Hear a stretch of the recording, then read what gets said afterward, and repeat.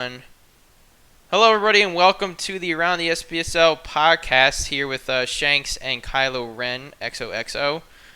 Today, we're going to be diving into the Madden release, the gameplay, and how that everybody's getting along with it, how online gameplay is happening, how some of the new features like the RPOs, the X Factors, all of that, how that has been impacted with the release of the game. Shanks, we'll start off with what you have to say about the gameplay. So before launch, we had that podcast. We ended up talking, for about an hour. And our biggest thing was when we get the game at launch, how close is it going to be to the beta product that everybody really enjoyed?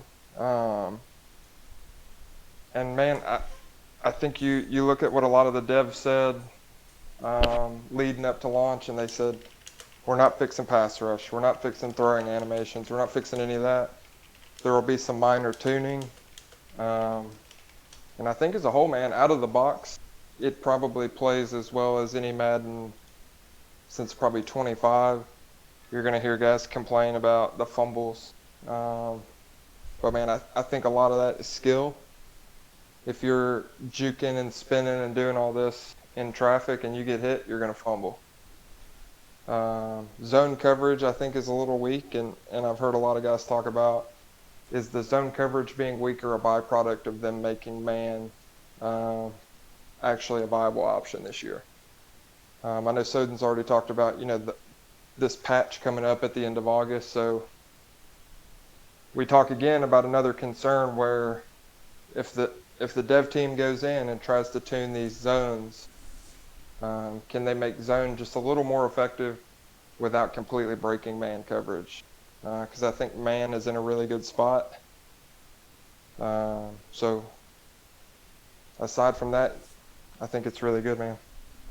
I agree with you. I think I really like how man plays. I think the zone, being the way it is, being so broken, kind of makes man seem like it's overpowered. But that's just because man is kind of being played like it's supposed to. Jalen Ramsey should be pretty locked down in man coverage against most receivers, and that's kind of what I've seen when I've played with Jalen Ramsey. He hasn't really let up any, much catches at all when he's in man. So I think that's pretty accurate. And as for like the spin and the juke moves, if you spin and you juke when you're not supposed to, or like when it's kind of pointless, you're gonna take the punishment. You're gonna get a fumble, or you're gonna get a big hit against you, or just nothing's really gonna come of it. So you have to be a lot more tactical now with your moves and stuff like that. And that's why people are saying the stiff arm is kind of overpowered, but it's really not. It's just that it's more useful and safe now to use a stiff arm just because, you're not spinning back into a big hit or juking back into a big hit. You're kind of just keeping everybody away from you. Um, One thing I will say about that is I played a lot of offline games, and specifically against the Chargers, I've seen Derwin James, his one of his zone abilities is like a guaranteed big hit. I know other players have that too. Let's just picking out Derwin James because I've played against him a few times. It was a CPU and everything, so I mean he was landing all the big hits. It didn't matter what I did to try and get away from him, whatnot. He was just landing everything, and it kind of just goes back to being smart with how you're running. You have to be a little bit more tactical. So if you're against see Derwin James coming down the line, maybe you should just step out of bounds or you know cover the ball and try and get away from him best you can. It's kind of that kind of thing that you see in the NFL that runners do.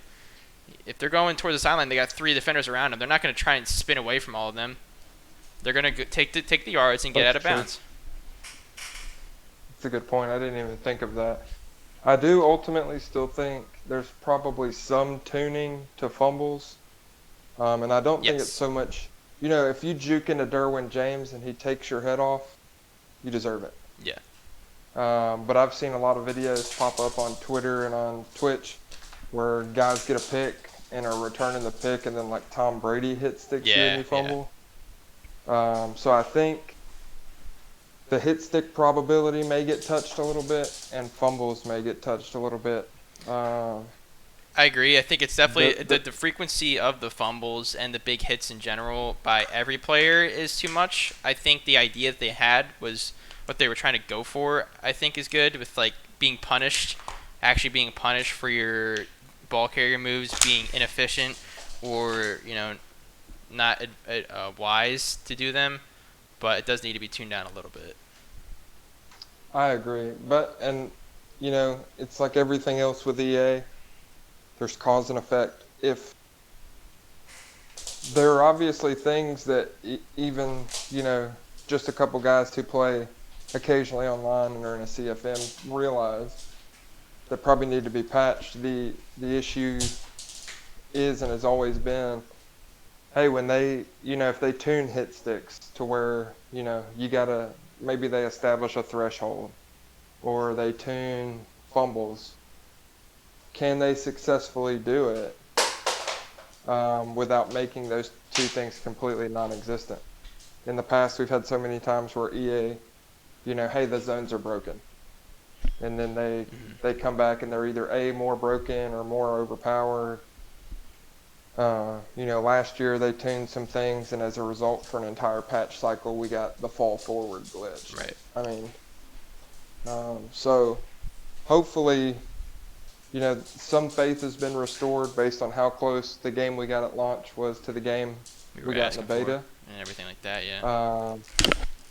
So hopefully, Clint Oldenburg, I think, talked about it a little bit. He said, man, we've kind of learned from those mistakes, because I know Sports Gamers Online did an interview that said, man, the biggest concern you're going to hear from the community leading up to launch is, can they patch and tune these little errors without affecting the whole game, minuscule problems, without sending a ripple effect through the whole game. Yeah, that's a good point. The beta to gameplay, there was a patch release right at I think the Tuesday that the pre-orders became available, and there's still not a ton of noticeable difference. I don't think we got patch notes on that, so who really knows what they did? But hopefully moving forward, this patch at the end of August, gameplay remains intact, and we can just get some minor tunings, get our roster update, and get SBSL on the road. Yeah, definitely. And speaking of SBSL, let's talk a little bit about how the schedule is going to work here. If anybody checked announcements, I think Soden posted it today, how he's going to do how we're going to do the preseason and stuff. Going to be head-to-head games, so we can't use the sliders that we're probably going to use. Like if they don't turn down the fumbles, we'll probably do that on our own part with the sliders. But kind of like how we're going to use the real preseason schedule, but without starting the league, get people playing, getting people used to the game and the gameplay and the rules and stuff like that a little early here. So what do you have to say about that? So I think the idea behind playing the preseason is a phenomenal one. I think this is one of those things where, we have a week for each preseason week. I think this is the time where a lot of us thought maybe there'd be a Soden Bowl tournament. But I understand the idea behind it. Hey, you're getting used to playing with your team. You're getting used to, your depth. That way when the league kicks off, you should have a decent idea based on kind of what we can expect to see through the preseason as far as roster changes. Maybe those initial moves that you want to make. You see a guy on another team that makes a couple plays against you, but he's in the third quarter. He's that guy's backup. Maybe that's a guy you target in the trade. Yeah, definitely. You struggle with a guy on your squad, and you say, man, he's going to be part of that initial cut to 53 once the league starts. Yeah, definitely. That's a good point. What I kind of wish we would have done though, is maybe have something more tournament style. Even if you wanted to do it kind of like a round robin, you play out of your division and move on. Something like that. Yeah, just so like we're playing towards something kind of thing. I think the preseason, we talk about invites getting sent and all that stuff. Typically speaking, we do, 10, 15 minute preseason advances until week 4. We do a 24-hour advance on week 4, so you can do your final cuts. Stuff like that. I think, because what you're going to see a lot of guys, like for me, as the Panthers, that entire preseason would be dedicated to Will Greer. I don't have to worry about getting Cam hurt. I can start Will Greer. I can focus train him. I can get him 4 preseason starts to put up yardage or touchdowns or whatever. Yeah. And I can get an idea, hey, if Cam goes down, this is going to be my guy. Or I don't really, I don't like his throwing animation. I think I need a quarterback who's more efficient in this area or whatever to sit behind Cam until that contract decision comes. But because we're doing it offline, I think it's going to be difficult Yeah, because you're going to have a definitely. lot of guys who are like, man, I got Will Greer from a 68 to a 74 in the preseason between focus training and getting 2 or 3 preseason wins. And then once we start the league, I'm not going to have any of that. Yeah. So I would have liked to see more of a tournament style. Even if you don't do a bracket, like I said, do a round robin where I play out of the NFC South, you play out of the AFC South, and we work our way through. Mhm. And I think that gives you an opportunity to play more guys, to kind of get a look at the guys in your division initially. Right. Um, and then the preseason thing, man, I think would have been great. I know a lot of guys are itching to start the league, and there are leagues around, prominent leagues around who are starting early. I know NBL starts early. I think Unchained is starting up pretty soon. Um, but I think the overall consensus is it's smart to wait. You get that first regular season roster patch. That way, if your team has one of those late round guys or undrafted guys who really performs well in the preseason, those guys get a little bit of a boost. There are the contract updates and stuff like that get done throughout camp in the preseason. So, and then you get that first official patch. And hopefully that'll fix the snap count bug some guys are seeing. Right. So I would have preferred to see the preseason idea carried out once the league started so that those guys were actually working towards something instead of kind of having to reset. True, but I think we can also do that once the league actually starts a little bit. You could still play through your games or play through your training or whatever, and you can still have some kind of development. But it just kind of is, a little bit of an issue. We can't just start a league now and have them develop and then wait because we want to see the roster updates, and it's kind of just like this little middle ground area that we're at right now, where we should probably wait to get the full experience of Soden underway smoothly in the beginning, because of the patches and everything. But we also still all want to play, so I understand. And I also want to point out that I played a lot of offline CFM, and I played one with the Broncos, and I was trying Joe Flacco out, and he was just awful, and I just wasn't really liking how he was thrown or anything. So just out of like a whim, I threw in Drew Lock, and I ended up falling in love with how Drew Lock played, and I ended up this season with Offensive Rookie of the Year, and he turned out to be a 76 overall by the time we were done and like started development. And he started out with 67 overall. So those guys who have like him, or like Will Greer, like you're saying, or like Daniel Jones, they have a chance to like actually try them in a game and not be afraid to, with a repercussion or anything like that, and just kind of see how they play to see if they can develop him. They can put him in a game and have it be like enough to win a game kind of thing. So there's definitely a lot of benefit to doing this still. I agree, but I think, like I said, I think a lot of guys kind of anticipated that tournament style deal. It's how a lot of leagues pass the time. But I agree that in this sense, a lot of teams or a lot of leagues tournaments, hey, you can pick whatever team you want to play with. In this sense, if you're a guy who picked 25th through 32nd in the draft and you didn't really get a team you wanted, in a tournament style setting, you may not be using your team. You may say, I'm not playing the first round with the Jets. I'm not playing the first round with the Lions. True. So you're going to go pick the Chiefs or the Saints or whoever. But I think in this format, being able to get with your team and maybe make some minuscule changes because it's not going to affect your record. You can try out younger guys. You can do some different things. I think it is beneficial. I think part of it is just, if we would have waited to do the preseason until after the league actually started to where you could dedicate some of that XP and all that. Mm-hmm. But like you said, I guess there's nothing that says we can't do it again depending on the reviews we get after this trial run. Yeah, definitely. I know people will probably play their own offline more so after this, And from the offline, I have played, and I have played a few preseason games just to try and get maximum development out of guys. Uh, in offline CFM, and the development between that and just simming everything, doing the training at the goal training everything and doing the focus training everything still, but between the games and stuff, there wasn't as much XP gained as you might think. But there still is some where it makes a difference. If Will Greer would be able to go from a 68 to 74 from the preseason, I doubt it, but he would definitely be able to probably jump up to a 70, which is serviceable for a backup quarterback for sure.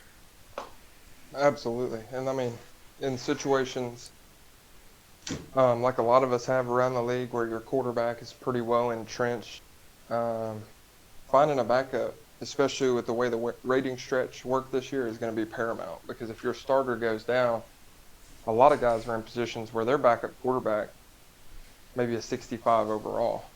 And if you're a guy who's in a playoff race and your quarterback goes down, you're going to be in trouble. Definitely. Because especially later in the year, you can't use the trade. You can't make trades. The free agency pool is going to be pretty bare. Pretty bare, yeah. You're just going to be out of luck. You're gonna look like the Redskins did at the end of last year. Yeah, you're going to have to hope that your running game and defense can get you where you need to be. And for a lot of teams in this league, there are a lot of potent offenses in Soden Bowl. It's going to be hard to keep up in some of these division or playoff races if that quarterback or your starting running back or whoever goes down. I think this year depth as a whole is so much more vital than it has been in previous years just due to the stretch. Yeah, definitely. Okay, so moving on, let's get back into the game a little bit and talk about some of the new features that we've encountered and how that's kind of been played into the gameplay and the immersion as a whole. First of all, let's start off with the major thing, the X factors. I was a little bit. It's pretty much what I expected from playing the beta. I think that the pass rush guys is X factors are a little bit more valuable than maybe like the cornerbacks like Jalen Ramsey's and stuff like that, just because it's a little harder to get people to throw to Jalen Ramsey because he is locked down, and it's much easier to get Calais Campbell in on the pass rush quickly and stuff to get his up. For offense, I found that the zone abilities, even for the guys like a Kareem Hunt or Bradley Chubb, who just has the stiff arm one, is extremely valuable just to be able to use them more efficiently than somebody like Leonard Fournette, who doesn't really have any of that. So the X factors being implemented really do make a nice, well-rounded experience for CFM, in my opinion. So I played in the NBL Operation Homefront tournament. And one of the things I found, you have a runner and he's setting up your games. He's letting you know who your opponent is. He's handling your coin toss. You're deciding home field or first team pick.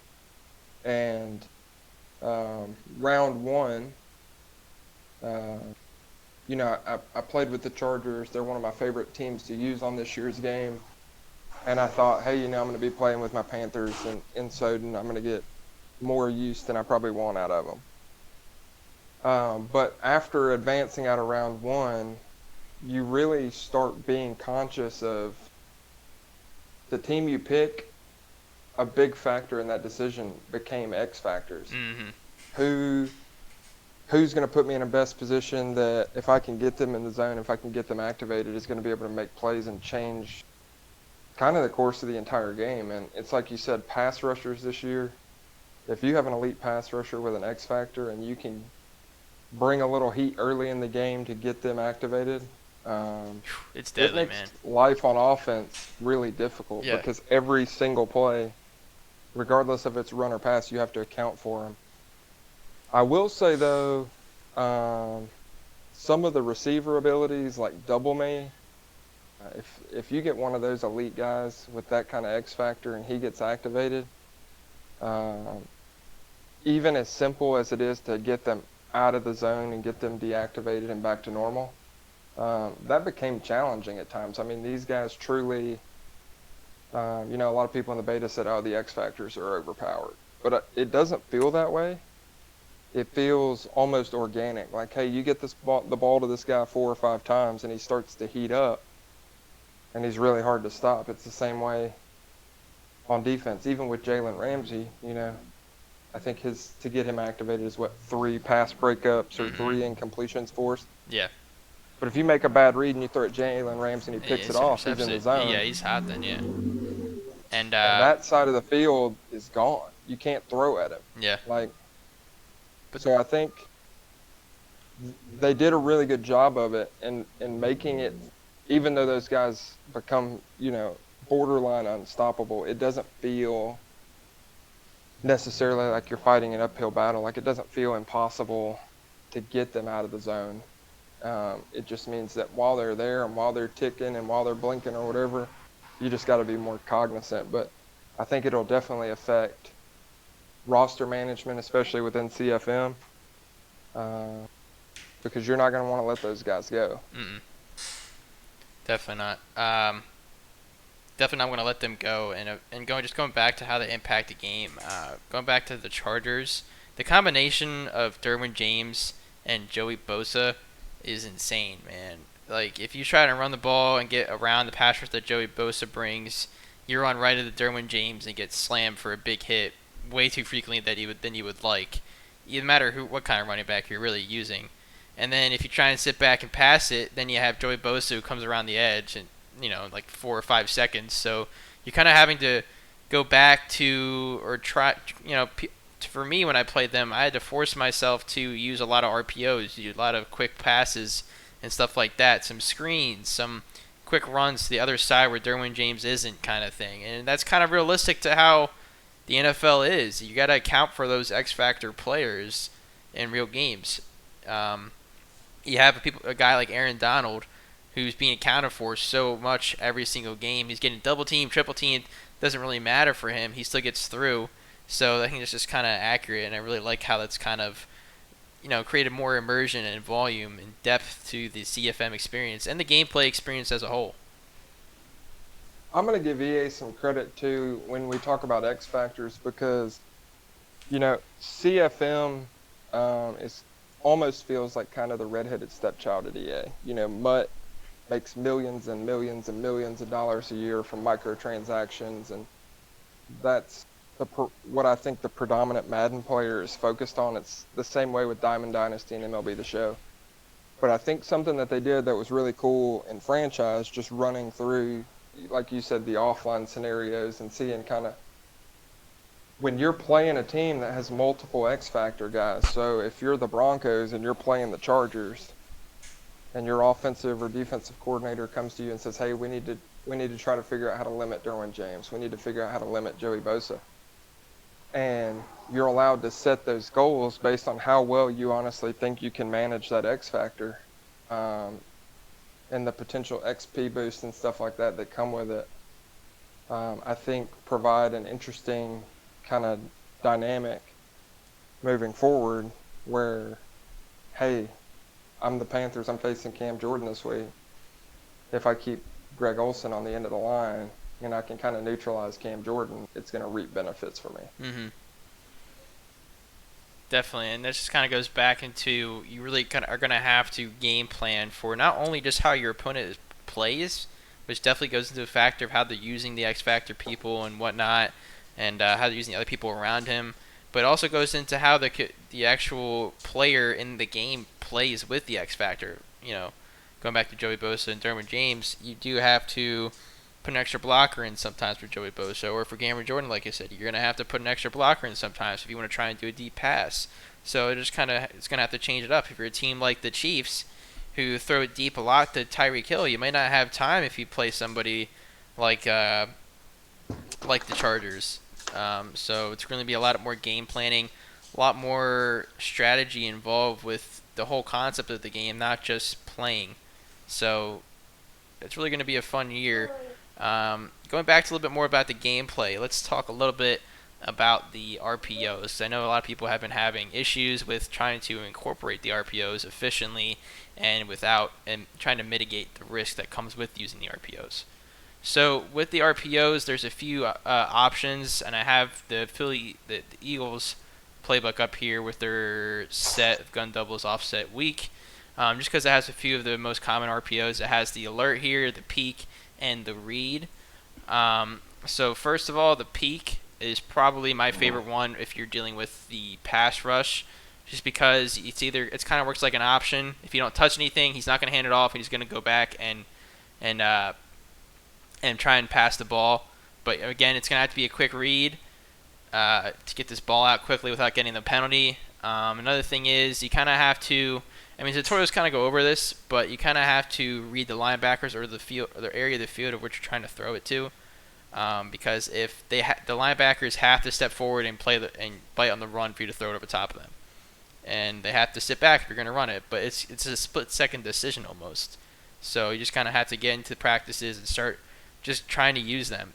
Now, there is a lot of risk with any of these RPOs, though, especially if we go to the RPO read bubbles or any of those bubble ones, just because if you make the wrong read on the cornerback that's on that receiver bubbling, it's going to be an interception, and it's very likely going to be a pick six just because of where they are. So RPOs are extremely useful, um, especially for dealing with the pass rush people like Joey Bosa, Cameron Jordan, Fletcher Cox, etc. Just because you can really read a defense quickly and get it around and get sufficient yardage with dealing with those guys still. So, what do you think about the RPOs? I agree, man. I think as we get further into the cycle and guys kind of figure out how they're supposed to be run and what they're actually supposed to look like, what the reads look like, I think they probably become an integral part of almost everybody's offense, especially if you're a guy who has a running back that you have to really account for. So, with the Jags, you talk about Leonard Fournette. Is Leonard Fournette really a guy that every single play you have to kind of have an idea where he's at? He's not going to be near as effective as like a Christian McCaffrey or an Alvin Kamara, and Ezekiel Elliott, a Saquon Barkley. If you're one of those guys who has a back that does real damage, a lot of the RPO, what I found is drawing in the user. 95% of guys who play Madden user a linebacker. And if you're running the ball well and you run an RPO and you get that user to bite on that run fake and you throw one of those bubbles or even a slant or something behind them, you're going to be in a good spot, not only to get your drive going and get kick started, but to make a big play, especially if you have some guys out there who have wheels. Definitely. Like I said, I think it becomes an integral part of your offense if you're a guy who can recognize the reads that you need to make, because it's like you said, if you make that read and you guess wrong, you're going to throw a pick and it's probably going to get housed, especially if you throw it to a DB. Because there's going to be a lot of traffic in the middle of the field if that read's not there, and it's going to be better 9 times out of 10, in my opinion, to just go with the handoff, and even if you get 1 or 2 yards, at least you didn't turn the ball over. Which is why the RPOs that are called the alerts, any of the alert ones, where kind of hands it off to the ball carrier automatically unless you press the receiver's icon. Those are probably the best, one of the best RPO types in the game. Especially there's a lot of ones out of the single back set that have the slant on the weak side, which are really, really fun to use. It's kind of like the typical RPOs that you think of when you do think of the RPOs. But yeah, definitely a lot of lower risk on those ones. But if any of the bubble ones, like you said, it's kind of like it could be a really big risk if you don't make the right reads, because that bubble could be an interception for a touchdown. Or if you make the right play, that bubble could go for like 20 yards easily, or a touchdown I've had, depending on how the speed is on that receiver you're throwing to. So definitely it's something you guys should try and integrate and just take that leap forward and try to integrate some of these RPOs. They're not that hard to learn. It only took maybe 2 or 3 games for me to kind of get comfortable with using them. I still make a mistake here and there with reading them, but it's definitely pretty consistent now, for me at least. But Yeah, that's the RPOs. Anything else about the game that they added that you want to talk about gameplay wise? Man, I just think as a whole, it's just more smooth. The ball carrier physics feel a lot better. We talk about the ball carrier moves and the juke and the stiff arm and all that, and how people have said, "Oh, well, arm bar is overpowered, or this is overpowered, or that's overpowered." You can make a lot of people miss just with your left stick because of how smooth it is. You don't have to make this over exaggerated ball carrier move to win on one-on-one situation. In fact, I would say you're more likely to win that situation if you don't. And I think that's a credit to just how smooth the engine is currently running, and how receptive and responsive, I guess, to the controls you're giving your ball carrier really are. Mm-hmm. It's not just. It's a lot more to running the ball now than holding RT and spinning. You have to pick the right lane. You have to read the box. You have to know when to boost, when not to boost. Trust your left stick more than your spin stick, your spin move. So there's a lot more skill. There's also a lot more. There's a higher ceiling with what you can do with the running game too, and what you can do with your ball carrier moves, in my opinion. Just because, what you said, it's so smooth. If you move the left stick a little bit to the right, he's not just gonna make one of those stupid cuts like they did in the last man. He's just gonna go a little bit to the right. So I really like what they did with the running game. I feel like that goes unnoticed how smooth they really did make the running game this year. And I think as a whole, a lot of the complaints that I've seen, the Madden dev team constantly talks about legacy issues that have been in the game for 10 years, and they're attempting to phase these out, but because they've been ingrained in the game so long. A lot of the complaints this year, though, I don't think are valid, because I think they're complaints where the game is improved, but because it's not what they're used to, and it's not how Madden 19, it's not how Madden 18, it's not how Madden 17 played, they're like, oh, this sucks. This is bad. They need to fix this. But if there are issues that I think overall EA succeeded in what they were trying to do. They made the game better. But because we've grown so accustomed to those legacy issues, and things that guys point blank used to exploit that don't exist anymore, guys are like, oh, we need to fix this, we need to fix that, they need to tune this, they need to patch this.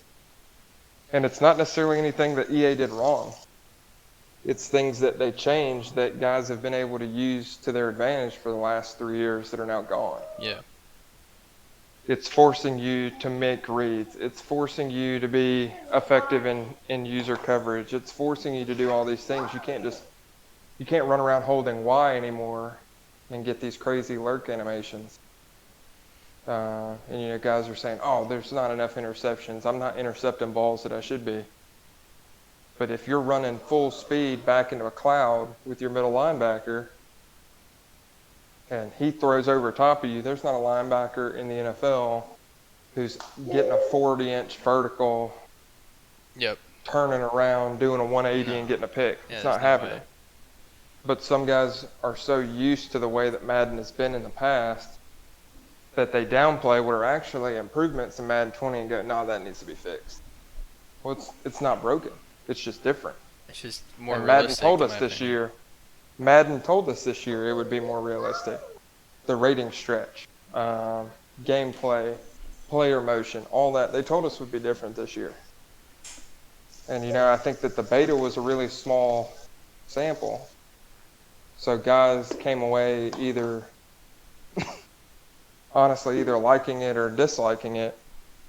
But there weren't a ton of real critiques that came out of it just because it was so limited in nature. I think now that guys are getting their hands on it and are able to buy it, like I said, those little issues, those things that worked in 17, 18, and 19 that don't work anymore are what guys are mad about. And I think that as the cycle goes on, I think that this has a chance. Like We talked about cause and effect earlier. If EA can do these patches and get this tuning right and are able to change things without causing a ripple effect, this has a chance to be one of the better Maddens we've had.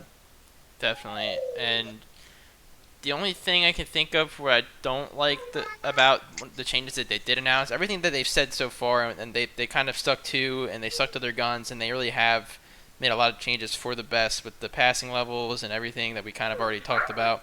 One thing I have noticed, which I'm not sure if this was intended or not, or if this can be fixed with importing draft classes, is that the Madden generated draft class and how scouting works is difficult. It is extremely difficult to find players who are even good enough to be like a starter someday. I've done 3 drafts now with Madden generated classes, and I've had two first round picks where the guy was a 68 overall normal dev, and he was graded out to be mid round first round talent, and had the right combine stats. He had the right A plus, B plus, all those for his skills categories, but still graded out like that. And I think that kind of goes back to the rating stretch. I think they tried to make the drafts a little bit more realistic, where you're not going to find those guys. Definitely, it's just going to be a change from when you get to the draft eventually in Soden Bowl, where the draft really isn't going to be that satisfying for some people. But I think, man, I think you nailed it, because I had did very limited scouting in my offline experience, so it was hard for me to tell, how well players were grading as opposed to what their actual grade ended up being. But I think a lot of that probably has to do with how many guys get drafted every year who that the minute that their name is announced at the podium, they're a day one starter. Outside of your, positions where there are multiple of you on the field at one time, or there have an opportunity to be, in nickel, you're going to have 3 corners on the field. So I think outside of that, I think what they're trying to do is make it to where you're going to spend a first round pick on this guy, and you may end up still having to develop him a little bit before he's ready, or you bite the bullet and you start him early and you use some of those physical traits that you liked about him when you draft him, and you're just going to have to build him up some. which I like that aspect of it, being forced to develop people, which I think still had in Madden 19 to an extent, but it just seems like this year, like if I draft somebody 15 overall and I did all my scouting on him and all the combine stuff is up to par, and he's a 68 overall, normal development, and I can't really start him right now. It's going to take maybe 2 seasons for him to be developable into a starter, even with good stats. That's tough. And Yeah. that's not exactly what I wanted to see, at least in my opinion. But again, that might just I'm be hoping because it's a Madden created class and we've had issues with them before. But we'll see. I'm hoping that as they continue to fix things, we talked about the snap count bug. Maybe that's something that they touch up throughout the year. I know they've said that they want CFM to kind of be always developing, putting in live content and other stuff throughout the year. Maybe draft classes is something that the dev team continues to work on. Because one of the big complaints we had last year in Madden 19 is you would draft a guy who had 96 speed, but he would have 88 acceleration. Mm-hmm. And I think a lot of those physical attributes have started to even out. Draft a guy with 94 speed, he's going to have 92 acceleration. Right. So I think things like that have started to kind of even out and look good. But I think that one thing the rating stretch might have done is you make things like awareness and play rec and stuff like that matter more. So you can draft a guy with all the physical tools, and he needs that awareness and that play rec boost. But the way that development is now through the archetypes, it's not as easy to focus train those attributes like it used to be when you could just spend their XP on whatever attributes you wanted. Mm-hmm. So I think that EA needs to find some sort of fix, I guess. If you want to change it to where, you can develop mental or physical or, something like that, where as you continue to get those attribute points that you can upgrade your players, you can focus on things that maybe affect your overall rating more than it should or has in the past, I should say, Like and you awareness can focus points, on those etc. Yeah, things. Yeah. So definitely. if you That's a good focus point. on the mental aspect of the game, he's going to get awareness, he's going to get play rec, he's going to get, some of those type of things. And if you focus on physical attributes, he may go up in strength, or he may go up one in excel, or something like that. But I think that we're making kind of small strides in the scope of draft classes. I just I think EA continues to put CFM on the back burner. I think hopefully now we've got to a spot where the dev team and the guys they have in that realm working on the game can make some progress. I know one of those guys is Moonlight Swami. He was a YouTuber forever. He had uh, the CFM videos and all that. So maybe we've got some people now within that scope who actually care more instead of it just being kind of a filler. Hmm. And we can start to see more of those improvements, especially if they're going to update throughout the year. Well, I do like how they did, put some kind of effort into changing CFM this year with the immersion and the scenario engine and everything like that. There has been an effort there, which I can't express how appreciative I am of that, just because of how neglected it has been in years past. Just the attention, just even if it's little things, just fixing little things like that, adding little things here and there, I appreciate immensely. Because I'm not really a mutt guy. I'm not really on my own online head-to-head guy. I never have been. It's just isn't fun for me. So for them to put in stuff to CFM little things, just for me to have fun offline, means a great deal to me. And the fact that Face of the Franchise is actually, in my opinion, pretty immersive and fun, and it's a pretty good game mode in my opinion. Definitely compared to Long Shot at least. I think that's a good sign for CFM in the future. Yeah, and I agree with that. I think what hurts our view of CFM is, like you said, how long it's been neglected. And for a majority of the guys in the league, we've been playing Madden Connected Franchise Mode for the last 4, 5, 6 years. And for most of it, it started with a CFM with 6 or 7 of our buddies, and has obviously extended into these large production type CFMs with 32 members. Hmm. I think what hurts our view of CFM though is how well other games and designers do franchise. NBA 2K, the My GM, is probably the most immersive story-based franchise-esque game mode there is on the market. Hmm. They do contracts really well. They do storylines really well. They have a great balancing act of, your player comes to you and wants more playing time or wants an expanded role. If you don't give it to him, you're going to see The him get consequences, that yeah. morale decrease. Or you give it to him and you're going to see those guys who have been ahead of him on the depth chart get mad now because they're like, you took minutes away from me. You took yards and receptions or whatever. And MLB is the same way. They have front load and back load contract options. It's just very minuscule things that I think eventually, based on the growth, while not maybe what a lot of us wanted, I think the growth this year is a sign of things to come.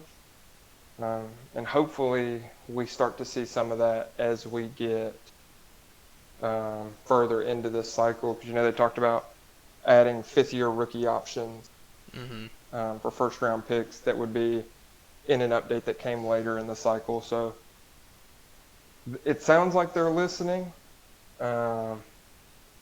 It's just going to be a matter of wait and see to see how much of that we truly get, and how much further they take connected franchise moving forward.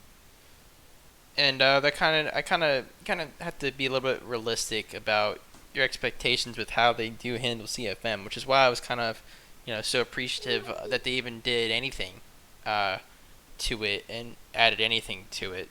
Just because of how you gotta be realistic with how Mutt is and how Mutt is their moneymaker, and you can't blame them for that. That's just how the communities have developed, and that's kind of where their money is. Their money isn't in CFM, it's in Mutt. But the fact that they're still putting in time into CFM, excuse me, I think is a good sign just for its development in the future.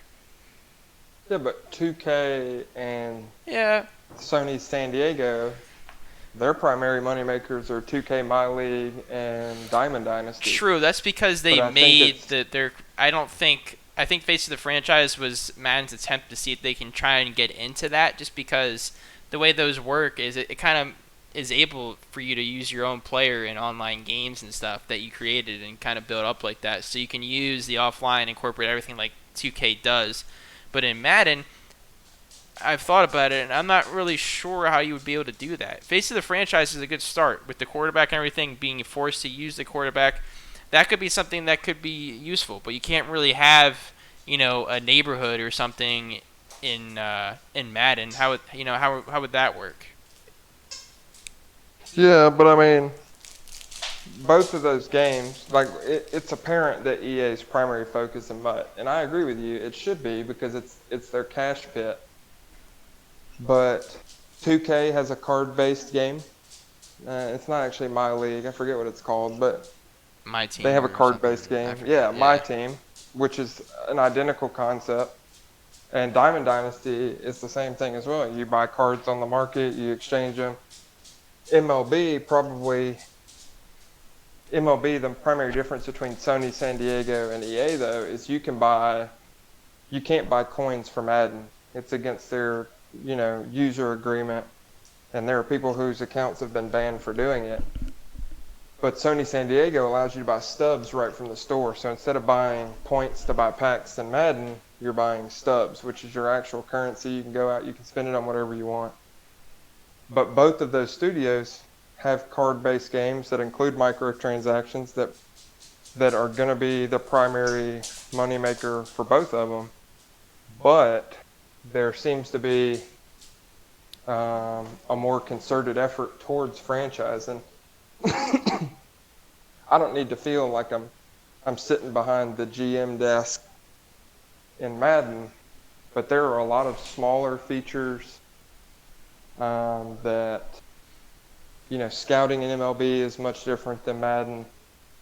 Scouting on 2K isn't great, but it feels more immersive, I guess. I And think they're that brings up just sorry to cut you off. Brings up a good point. You go to scouting. I don't know if you've ever played NHL. I know people do in our league. Just with the online play the way it is and stuff over there, that's their primary focus is their hut, their card game and everything else. But they do have a franchise mode, and it's not the best, but there's a lot of immersion. There's the morale, there's the stadium upgrades still, there's the relocations, all that, but the scouting, you have to go to each individual region and have your scout go to each individual region and spend time scouting regions, and you can't just scout overall one draft class. You have to go to all these different regions, and I think if Madden were to incorporate that with going to different colleges, going to different college divisions, different college games, have sending your scout to go do these things and kind of making it one, it gives you more of a draft class to pick from. Two, it gives you more control of how you actually scout. It's not just these basic players. You get more of an actual feel of the player you're picking. I think if they incorporate something like that, that wouldn't be that hard to do in my opinion, but it would add a whole lot of immersion.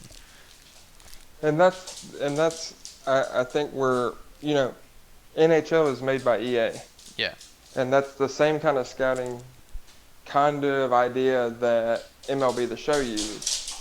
You send to different regions, you have to go more than once to get the players out of that division or that region that you want scouted. Yeah, exactly. And once they're fully scouted, you obviously have their age, you have their current overall, And then you have their potential, which is a letter grade. And if you see, 24-year-old shortstop, he's got A potential, but he's only a 50 overall, then maybe you have to look elsewhere because you know that throughout the course of his career, he's going to spend. And I guess that's part of the difference is Major League Baseball has the minor league system, and you can develop those guys a lot easier. But even in MLB's development is different. You can assign different drills that focus on different things. You have training sessions. You have all these things. So I understand the argument that Mutt is EA's breadwinner, and that's what's always going to get the focus, and rightfully so, because at the end of the day, the Madden devs have to make their bosses happy. What's going to make their bosses happy is a lot of money that comes in on Mutt. But there are other studios that produce sports games that have very similar modes to Mutt, but still manage to devote an extraordinary amount of time to these other outlets, because not everybody in 2K is going to play my team. Mm-hmm. There are a lot of guys that do my player. There are a lot of guys who play my GM. So I think EA has used Mutt almost as a cop-out for the development we've gotten in CFM. I do agree, though, that this year specifically it seemed like there was a more concerted effort towards CFM, but I still don't think it's where it should we've be. reached our potential because, like you said, you have the scouting in NHL, and a lot of people talked as if EA that was almost a test drive for EA. How does this work? Do our NHL users like this way of doing things? How does this look in a Madden state? And a lot of people thought that NHL test run was to see if it could be used in Madden to get the feedback. And we got the same exact scouting we've had for the last, 5-6 years. Mm-hmm. And I think that if you implement a scouting, system like that, it forces you to create better draft classes. Yeah, definitely. It forces you to put more work into the guys who they're going to be spending. So I think that that's something that they should look at, because I think it's something that's easily accessible. It's within the EA family, and I think that, like you said, it would just add some more immersion. But I'm willing to give them credit for this year, but I still think that there's some work to be done. But there's faith that's been restored, I guess. Definitely, there definitely has been a lot of good strides this year. For scouting, I just think there's a lot of ideas that I've had that kind of just frustrate me how none of them have really been implemented. Not that my ideas are like amazing, but just that there hasn't really been any new ideas to the whole scouting thing. And the way scouting is in the NFL nowadays, it's just there's tape you can look at, there's everything else. I think even if they just added a playable, not a playable, at least like a watchable Senior Bowl with some of these rookies or something, and just actually see how the player is being played, even if it's just a CPU, that would be insane. That would be extremely immersive. That would be pretty realistic with scouting. Or same thing with the combine, having being able to see some of the players actually do kind of that thing, just seeing how they perform instead of just a playable Senior Bowl. And it's ideas like that maybe the EA devs, they've talked about it, but a playable Senior Bowl is something that has no bearing on this NCAA football ban. The Senior Bowl is independent of the NCAA. Exactly. It's guys who have already decided to leave college. And I can't imagine that if you went to the Senior Bowl and said, hey, if you'll let us include you in Madden 21, we'll give you X amount of dollars. Exactly. It wouldn't be expensive, and if anything at all. And I think it would just add such a you can add that Senior Bowl to anything, just like how they did the Pro Bowl this year. That would be insane to add a Senior Bowl to Madden for CFM, for your little MUT challenges or whatever you want to do. It would be, you can do a lot with it, I think, and I don't think you could take face of the franchise even further with something like that. Yeah, definitely. I think Man, I think it's just going to be. I think that there's, we're taking steps in the right direction. And I think like I said, they've got guys who I think genuinely care about connected franchise mode that work on that team now. I just think that there needs to be more of a concentrated effort on franchise mode. And I Hmm. think that even if you take ideas from the community, like how long did it take us to come up with the Senior Bowl idea? 30 seconds? I just thought of it now. Yeah. Yeah, if you just listen to the community is going to request some absolutely outlandish stuff, right? Stuff that a video game probably can't even handle. But there's a lot of stuff that the community has asked for years now that there's no excuse as to why we don't get it. And there's a lot of stuff that was in Madden 06, 07, 08 that they took out when we went to the new engine that hasn't made its way back in. So I think we're in a better spot this year than we were last year, and there's a lot to be seen with the live content coming our way as CFM guys. But I think that if we've got our scenario engine, I think moving forward, the sky is the limit if they continue to devote that time and that money to it. Definitely. So I'm just gonna have to wrap this up here because this is going on a pretty long time here, and we're kind of. Well, I could talk about all the potential changes that they could do and everything like that all day. So before I start doing that, let's just cut this off and save the rest of this conversation for next week podcast. Any closing remarks you'd like to add, Shanks, before we go? No, man, I think that we as a Soden Bowl community probably need to start coming together and getting ready for this coming season and getting some head-to-head games in and seeing where everybody's at. And I think that it's a way for the community, but to get more immersive. I know we got the preseason coming up, but there are a lot of guys I've seen who have been in the chat asking if anybody wants to run one real quick or whatever. And I urge you guys, especially if you haven't gotten a chance to play a lot, to take up those opportunities and get with your team or get with something else and try a playbook you haven't run before or something like that and roll with it.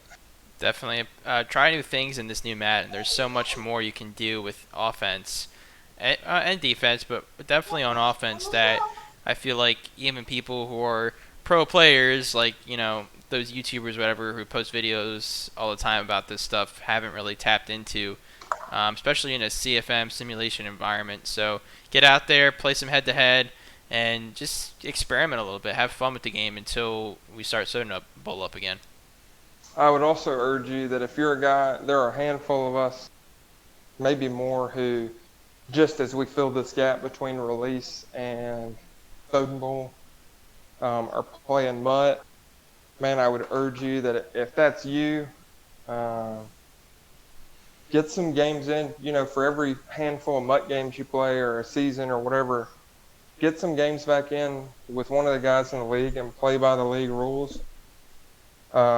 Just because playing that simulation style when there's a rule book and there's things that you have to do can sometimes be a perishable skill. Get back into it. I know that a lot of us, when we get into Mutt, have found some things that work and kind of exploit it. But I would urge you, get back into the community and play some of those games against guys who are going to have to play in the same play style. And get in a party and shoot the shit and just, it's like you said, there's a ton of new stuff in Madden, so learn from one another. I mean, I'm going to go mess with some of these RPOs after our conversation, so Yeah, I think definitely. it's a good time to be in Soden Bowl for sure. Good time, and there's a lot of exciting things that are on the horizon to happen here in this new Soden Bowl season 95. So with that, we'll see you guys next week. So long.